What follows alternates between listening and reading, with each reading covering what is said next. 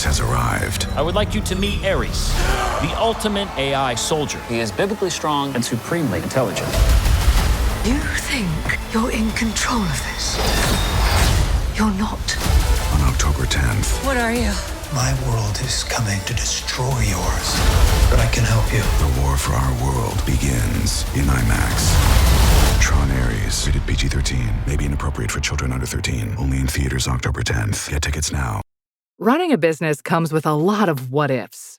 But luckily, there's a simple answer to them. Shopify. It's the commerce platform behind millions of businesses, including Thrive Cosmetics and Momofuku. And it'll help you with everything you need. From website design and marketing to boosting sales and expanding operations, Shopify can get the job done and make your dream a reality. Turn those what-ifs into... Sign up for your $1 per month trial at shopify.com/special offer.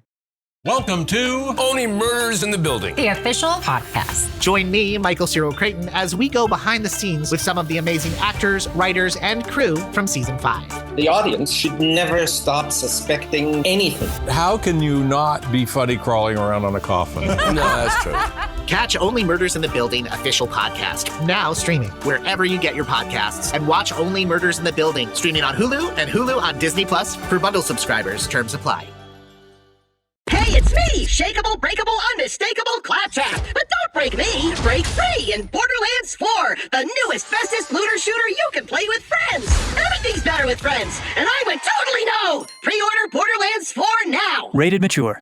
What up, y'all? It's Joe Budden, here to talk about Prize Picks. Prize Picks is the best place to win real money while watching football. You can get up to 100 times your money. Prize Picks will give you $50 instantly when you play your first $5 lineup. You don't even need to win to receive the $50 bonus. It's guaranteed. Just download the Prize Picks app and use code SPOTIFY. That's code SPOTIFY on Prize Picks to get $50 instantly when you play a $5 lineup. Prize Picks. Run your game. Must be present in certain states. Visit prizepicks.com for restrictions and details.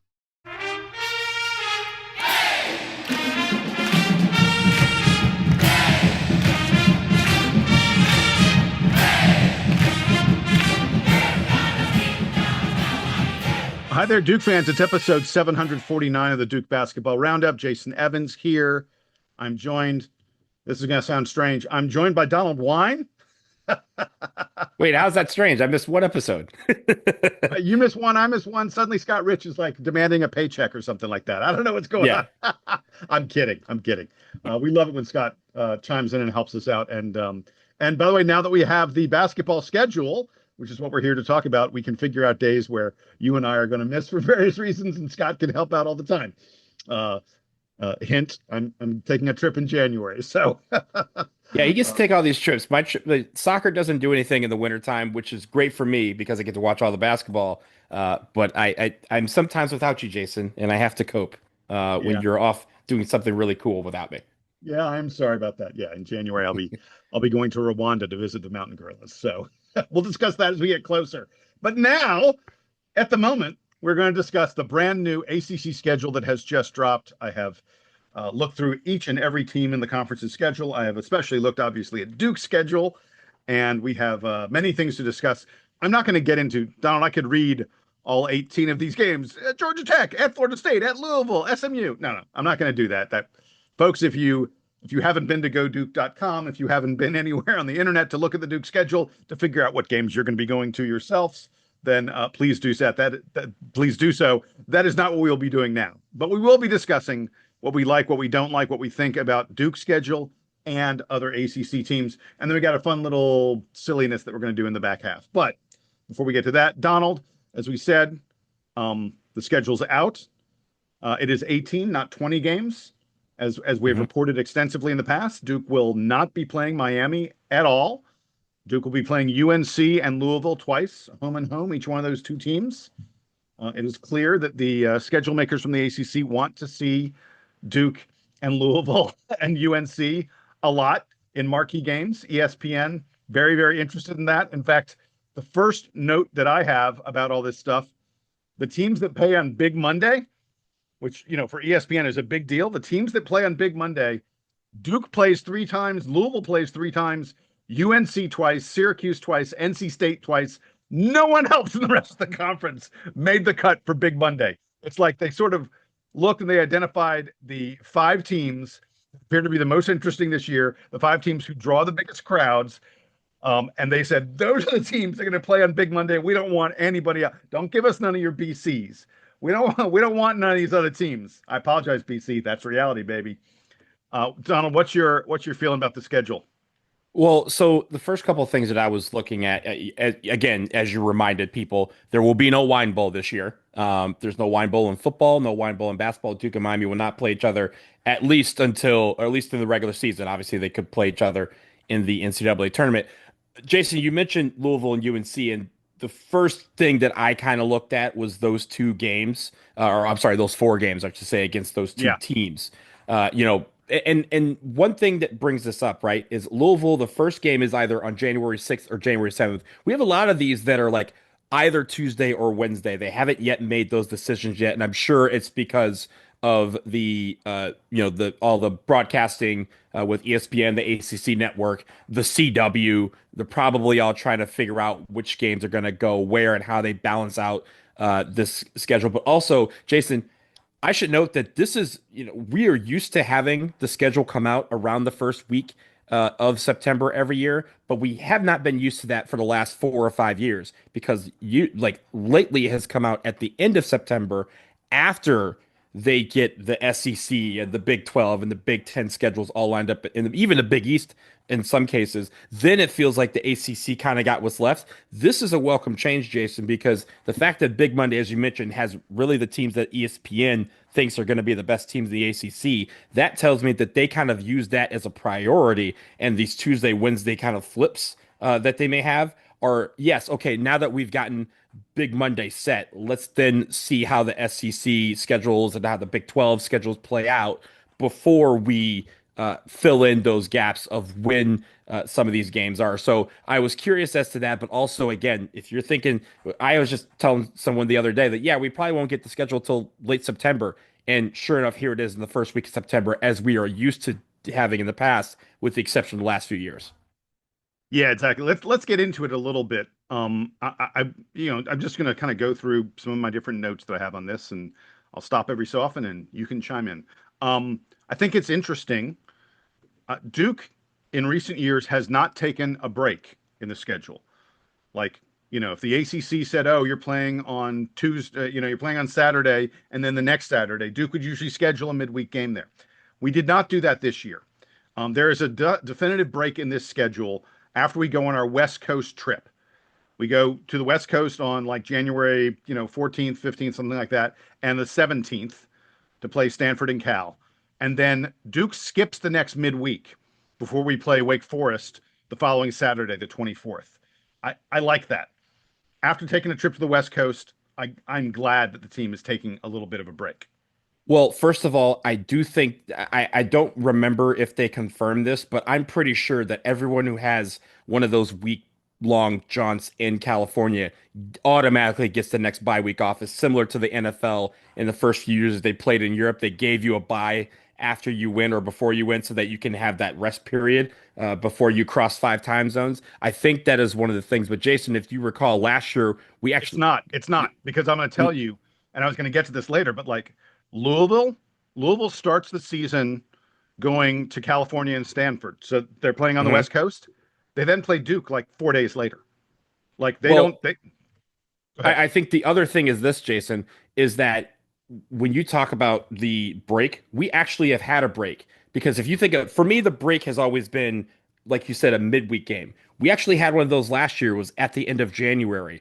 The thing that you're thinking about was we had another break, because it's usually 2, but we filled it in with the Illinois game, which was on a Saturday. This year, we're filling it in with the Michigan game on February 21st. That's our second kind of 10-day break, if you will, between ACC games. So we do have a couple in there. It's just that we decided not to fill one.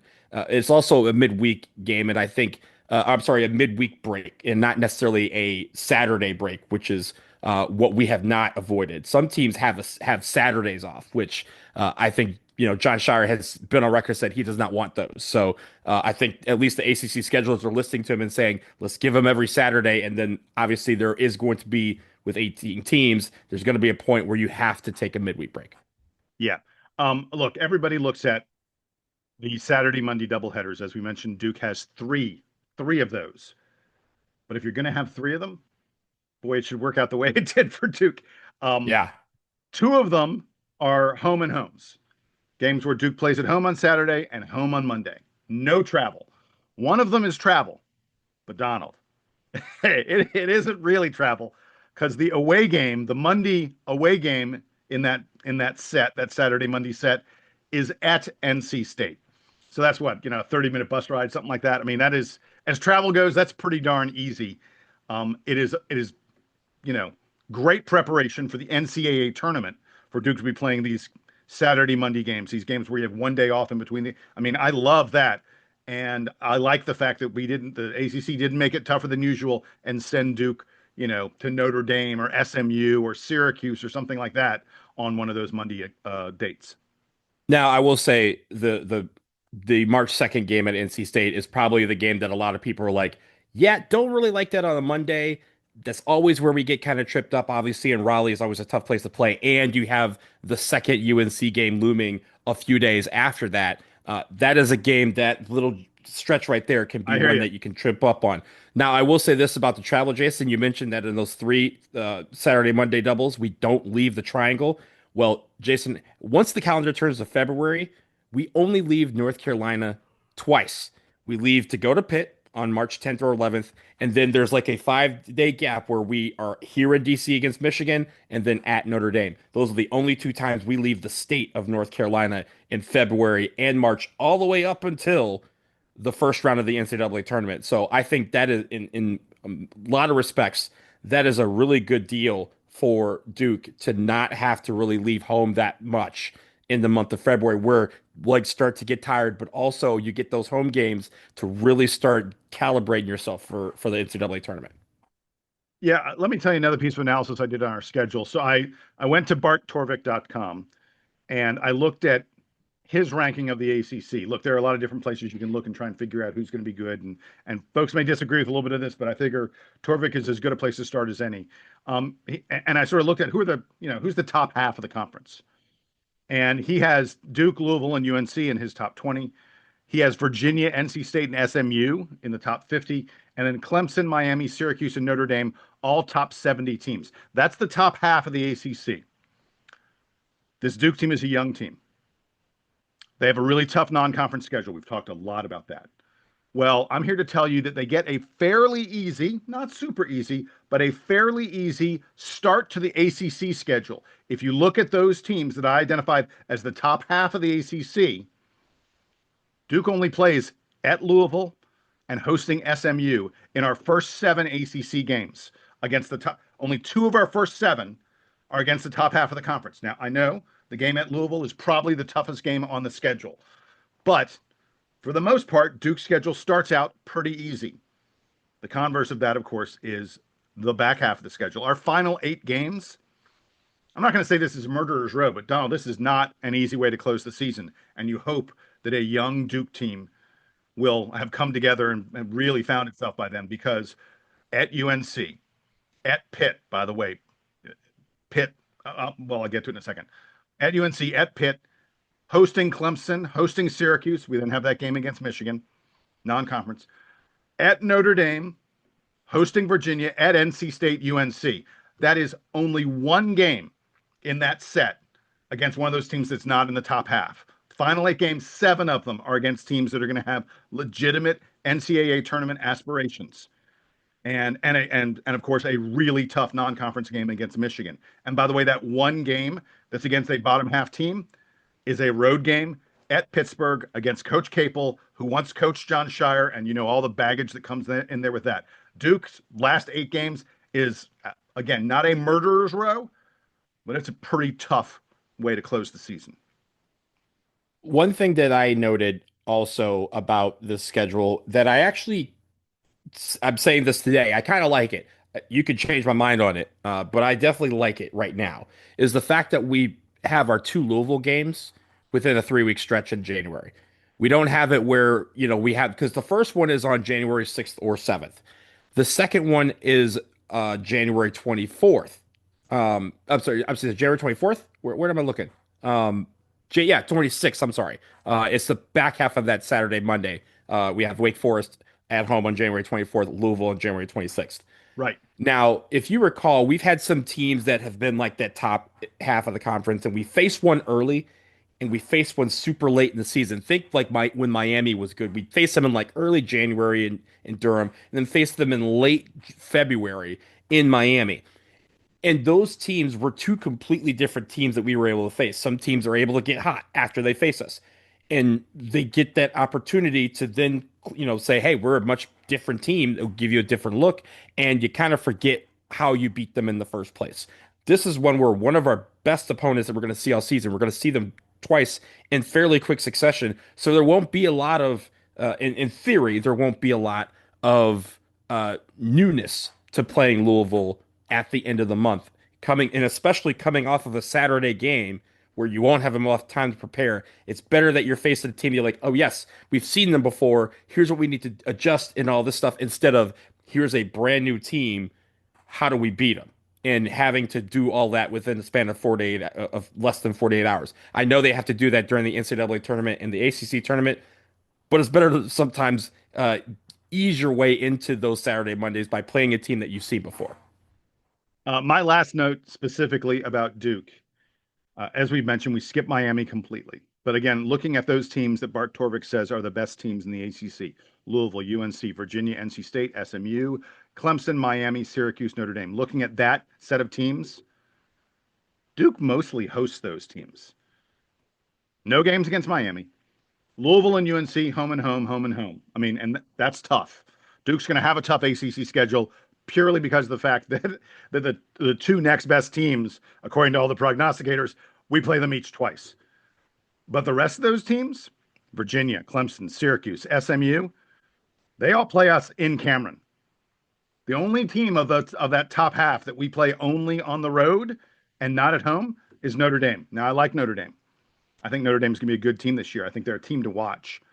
But, boy, if you ask me, that getting Virginia, Clemson, SMU, Syracuse in Durham is better than the situation where we, would have to play those teams on the road. I forgot to mention NC State. We also play NC State on the road.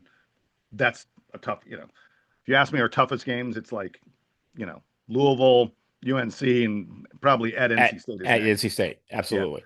Yeah. But again, I like getting the other top teams in Cameron. And then, road games at BC, at Florida State. I'm probably jinxing us now to say this stuff. At Stanford, those probably are going to be games that Duke's going to be pretty heavily favored in.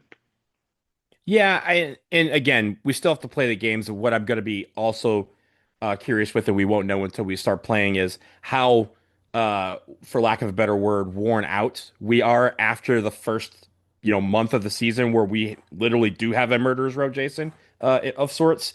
And what happens when you're playing all these games and then all of a sudden you have to go to Christmas break. We're playing Texas Tech, I want to say. We go to Christmas break, we come back, and then you have a well-rested Georgia Tech waiting for them, who obviously is going to want to come to Durham and be like, yeah, we're going to shock you because you're probably thinking it's a letdown after playing that murderer's row of a non-conference schedule. This is where that, the leadership needs to step up between the holidays, where you kind of have these smaller teams that want to beat you, but you're coming off of the high of playing marquee matchups seemingly every week. That is going to be the test for this team between the non-conference schedule and the start of the ACC schedule. Yeah, by the way, I mean, we've discussed it in the past. I can't believe that Duke has a stretch like right after Thanksgiving.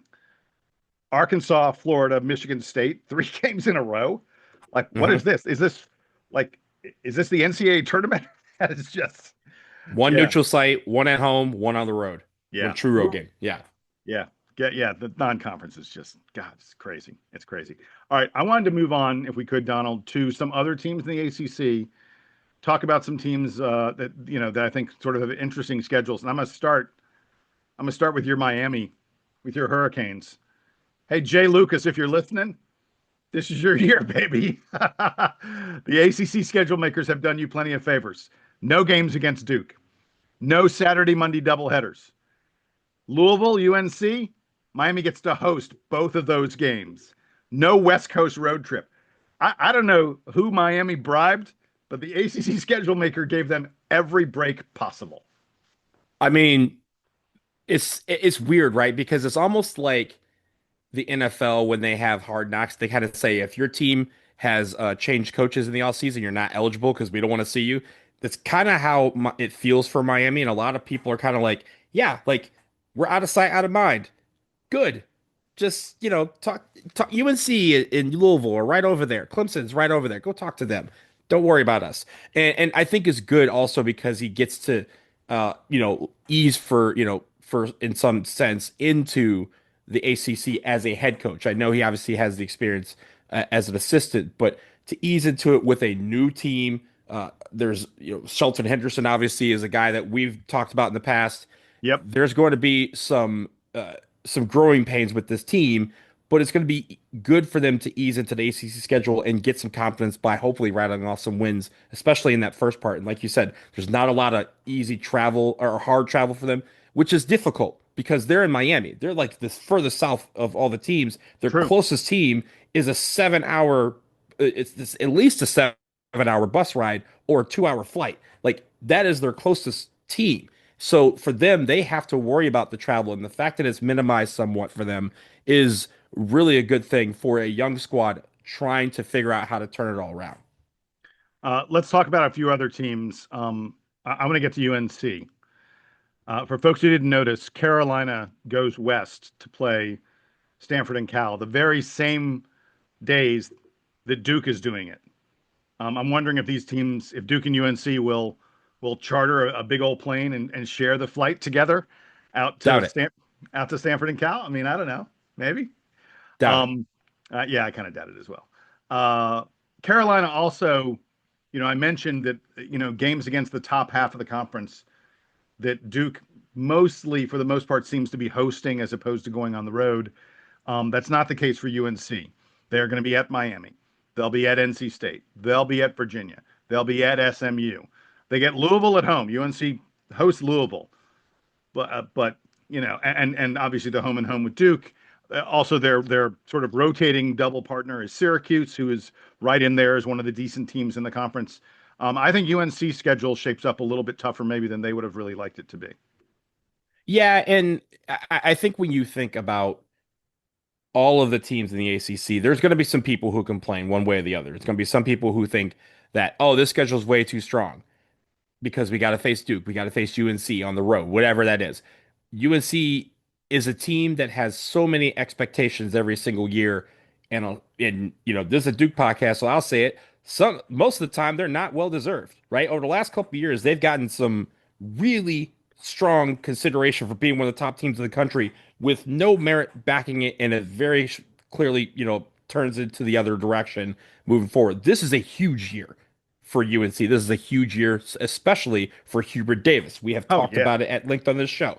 And so they need to come out the gate strong, not just in a non-conference, but in the ACC, because what they cannot do is look up in the standings at a Duke or a Louisville or a Miami or somebody else. They need to be they want to be the pace car, and they better be the pace car. Otherwise, some people in Chapel Hill are going to start writing checks to get some people out of town. Ooh, I like the sound of that. Okay. Another team I want to talk about is Louisville. I think Louisville has a tough start to the ACC season. They begin with that West Coast trip,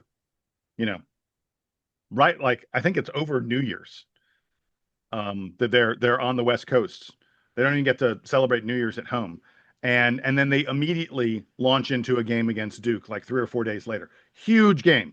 Now they're hosting Duke in that game. At least they're not on the road. But I mean, the pressure after going out to the West Coast and then coming back and immediately hosting Duke is going to really be on that Louisville team. As you mentioned, they play Duke twice in January. The team that they skip, the team they don't get to play 2 games against is FSU. FSU, I think, is probably going to be fairly bad, certainly in the bottom 5-6 in the conference. So Louisville gets no breaks in that at all. And then if it's tight between Duke and Louisville down the stretch, for the ACC, like, the number 1 seed or whatever it may be, Louisville has a tough end to their season. 3 of their final 4 games are on the road, at UNC, at Clemson, and at Miami. That's not an easy way to close out your season if you're trying to, put the ending on what could be a really significant season in the ACC. I'm sure that's what Louisville is hoping. So I think the Louisville schedule also shapes up as one maybe, not quite as easy as they would have liked. Yeah, I think with Louisville, it's hard to peg just how good they'll be. I think they're going to be one of the best teams in the ACC, but I don't know if they're going to start that way or if they're going to end that way, right? Are they going to have a huge run to start and then kind of limp towards the finish? Or are they going to be a team that gets better as the season goes along? I'm leaning towards the latter. So I think in that early part of the season, they're going to take some lumps. And I think towards February, they'll start to bring it together. And again, that's what's going to happen with, new coaches and bringing in a new team and kind of revamping what they used to be and kind of shedding the image of the pain years out of there. That's going to take a couple of years of effort, but I think this is a team that has some players that are going to get better as the year goes along, and they're going to continue to gel as the year goes along. That's why I'm a little bit, again, today I feel more confident in playing both games against them in January as opposed to one in February, because as they get better, we won't have to see them, and it'll be other teams' problems to deal with. But as you mentioned, the last few games of the regular season for them, also a monster. But again, if they're a better team and they've kind of improved, then again, it's going to be a fight to the finish. But I think this is a team that's going to grow as the season moves along. All right, last sort of one that I wanted to highlight a little bit is Notre Dame. I mentioned them earlier as a team that I think could sneak up on some folks this year. Notre Dame has a tough start to the ACC season. 4 of their first 6 games are on the road. They go to the West Coast over New Year's. They have games against Clemson, Miami. They're at UNC. I mean, and Notre Dame could come out of the chute and win maybe two, maybe 3 of their first 6 games and just not look like a player. I'm telling you, their schedule closes very, very nicely.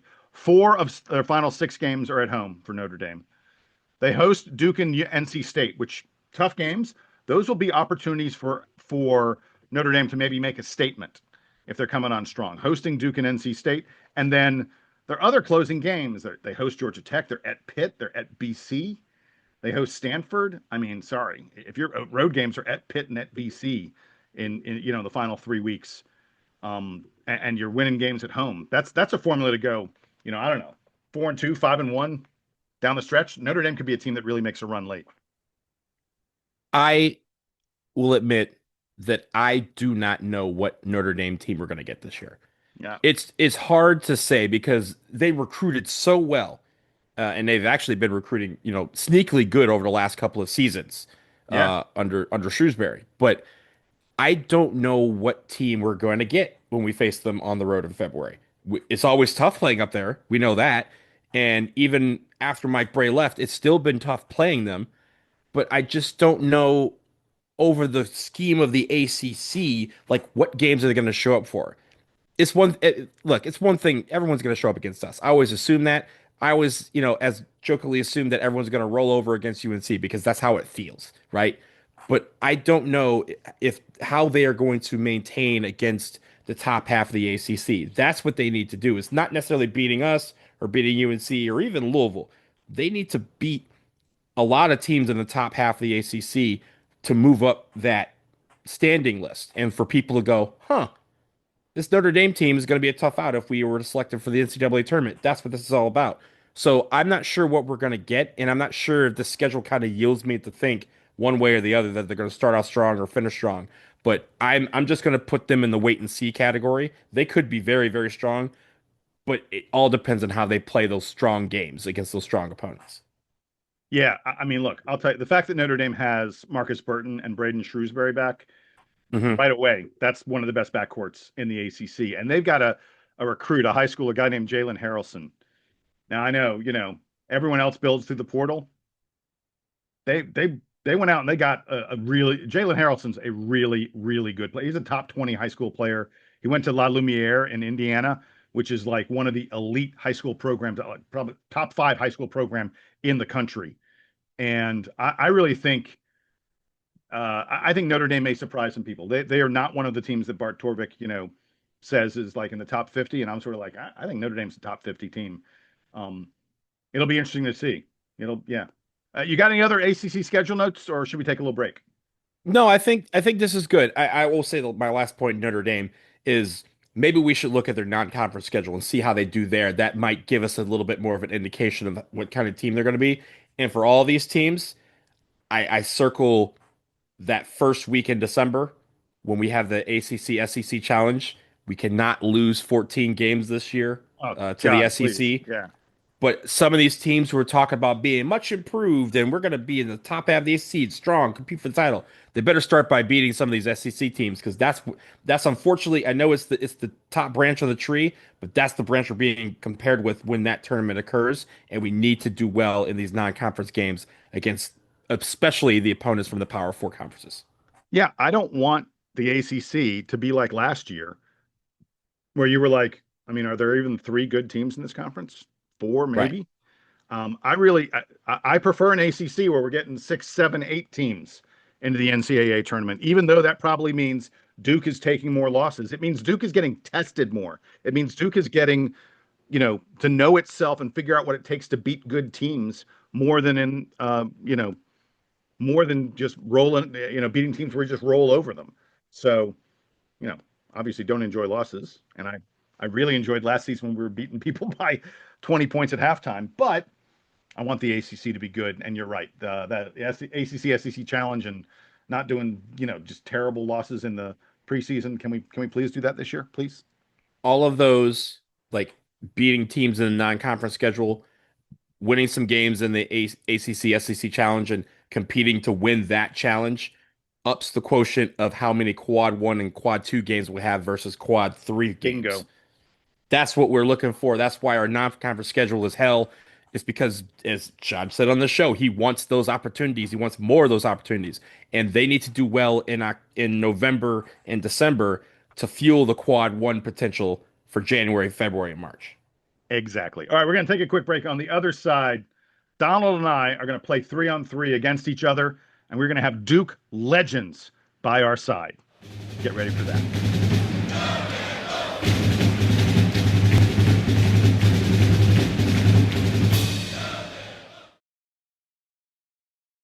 Between busy schedules and summer plans, sometimes all I've got is a couple minutes. Factor helps me eat smarter with tasty, chef-prepped meals that are dietitian approved and delivered right to my door. And now, with more than 65 weekly meals made for how I live and what I like to eat, I've got even more ways to fit in a real meal wherever the day takes me. Yeah, that's right, Donald. Not only are they quick to heat up, but now you have a wider selection of meal options, including premium seafood meals like salmon and shrimp at no extra cost. And for the first time, try Asian-inspired meals with bold flavors from China, Thailand, and more. It's responding to what Factor members wanted. That's why 97% of customers say Factor has helped them to live a healthier life. Feel the difference no matter what your routine is. So eat smart at factormeals.com/DukeBB50 off. Use that code DukeBB50 off to get 50% off your first box plus free breakfast for 1 year. That's code DukeBB50 off at factormeals.com for 50% off your first box plus free breakfast for 1 year. Get delicious, ready-to-eat meals delivered with Factor. Offer only valid for new Factor customers with code and qualifying auto-renewing subscription purchase. This episode is brought to you by Progressive Insurance. Do you ever find yourself playing the budgeting game? Well, with the Name Your Price tool from Progressive, you can find options that fit your budget and potentially lower your bills. Try it at Progressive.com. Progressive Casualty Insurance Company and Affiliates. Price and coverage match limited by state law. Not available in all states.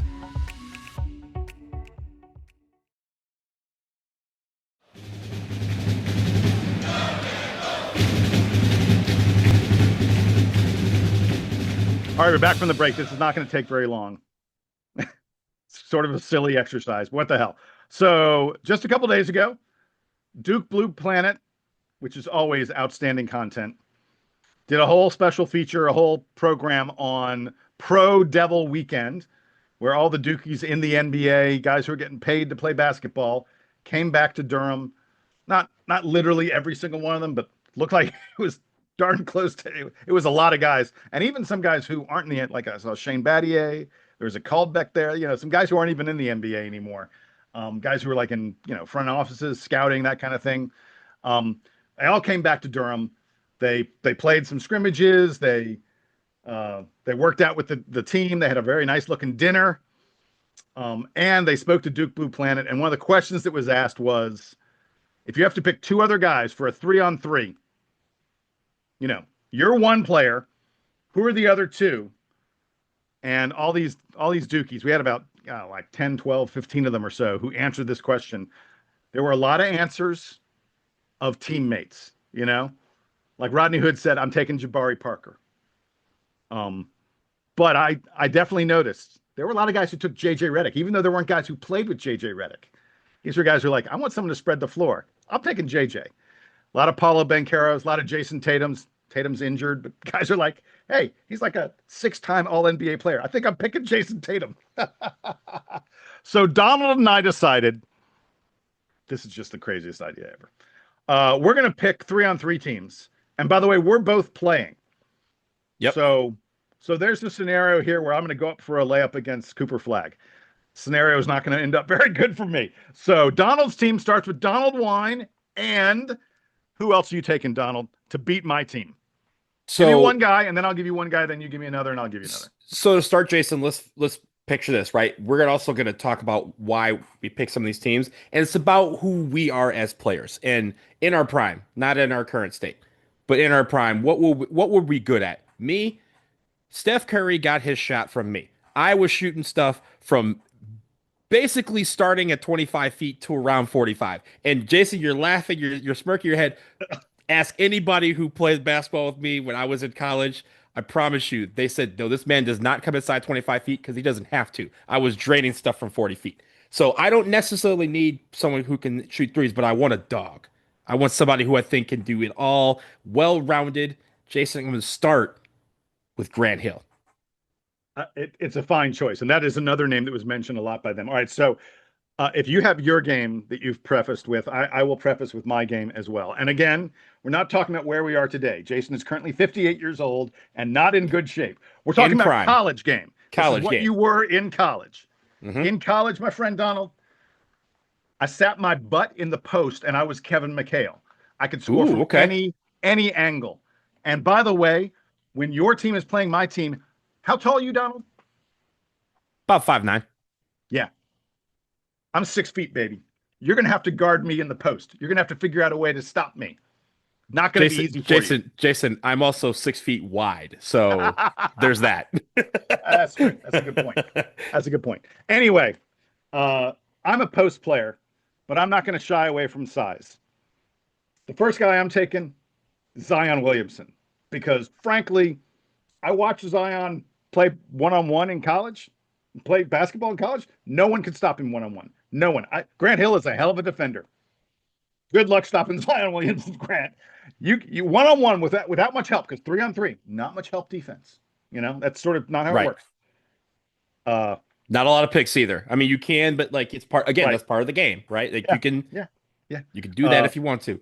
Good luck stopping Zion Williamson. Again, we're talking about the college Zion Williamson. There's no injuries involved in this. Mm-hmm.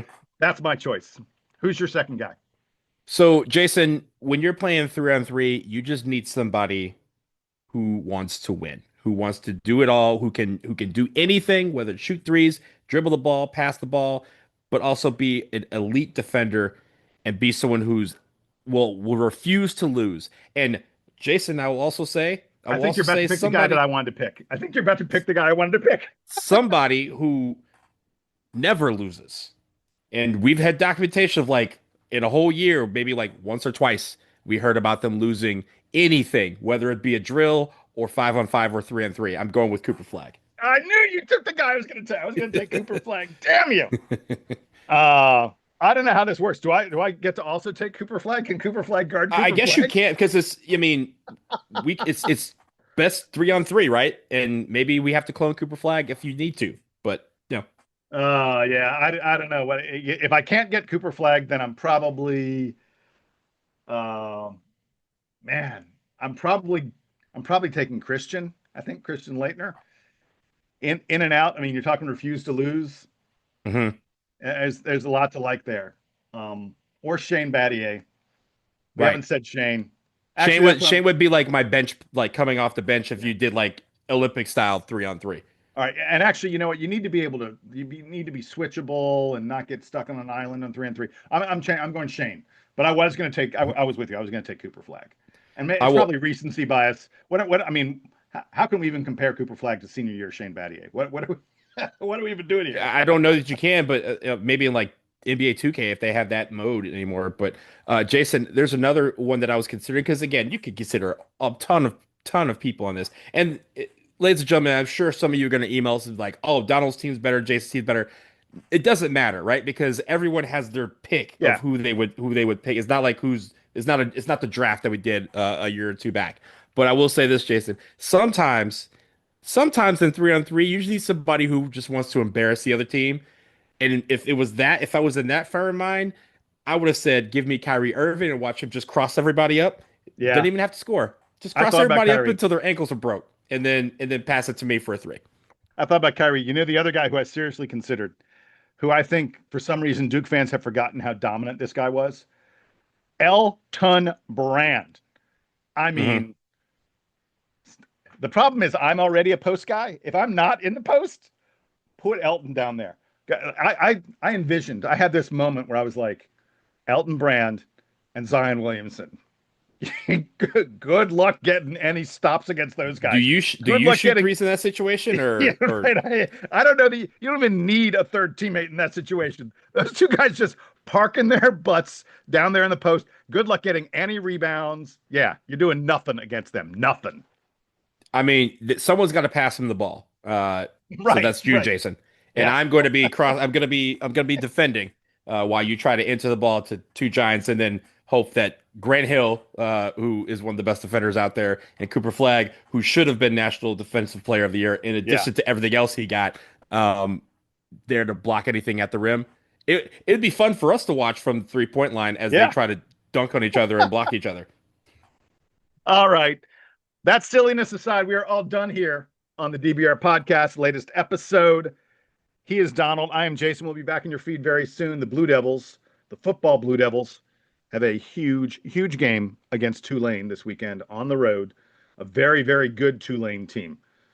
This is one of those games where you could look back on it and go, wow, this is the game that propelled them to this, or this is the game that set them back and sent them into a little bit of a tailspin. I hope it is the former, not the latter. Until then, here's the Duke band to play us out and take us home.